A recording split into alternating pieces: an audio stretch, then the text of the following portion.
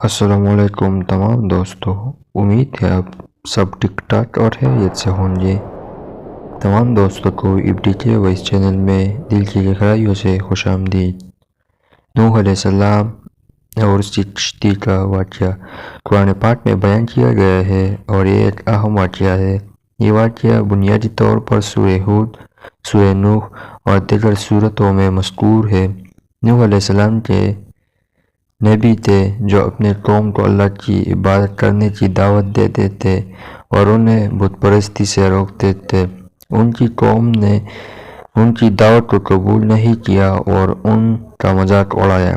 اللہ تعالیٰ نے نوح علیہ السلام کو کشتی بنانے کا حکم دیا اور فرمایا کہ ایک بڑا طوفان آنے والا ہے جس میں پانی کی بہت زیادہ بارش ہوگی اور سب کچھ غرق ہو جائے گا۔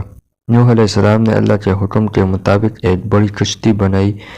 جب طوفان شروع ہوا تو نوح علیہ السلام نے اپنی اہل و عیال، مومنین اور ہر جانور کی جوڑی کو اس کشتی میں سوار کر لیا۔ اس طوفان میں زمین پر ہر چیز پانی میں ڈوب گئی مگر جو کشتی میں سوار تھے وہ محفوظ رہے۔ جب طوفان ختم ہوا اور پانی کم ہونے لگا تو کشتی کوہ جود پر جا کر ٹھہر گئی۔ نوح علیہ السلام اور ان کے ساتھیوں نے زمین پر اتر کر نئی زندگی کا آغاز کیا۔ یہ واقعہ ہمیں اللہ کی نافرمانی کے نتائج اور اللہ کے نیک بندوں کی حفاظت کے بارے میں سبق دیتا ہے، اور یہ کشتی کم از کم 100 سال میں بنائی گئی ہے۔ اس میں تفصیل سے اور واقعات بھی ہیں جو ہم آپ لوگوں کے ساتھ شیئر کریں گے۔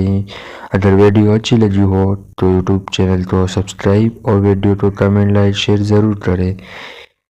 والسلام۔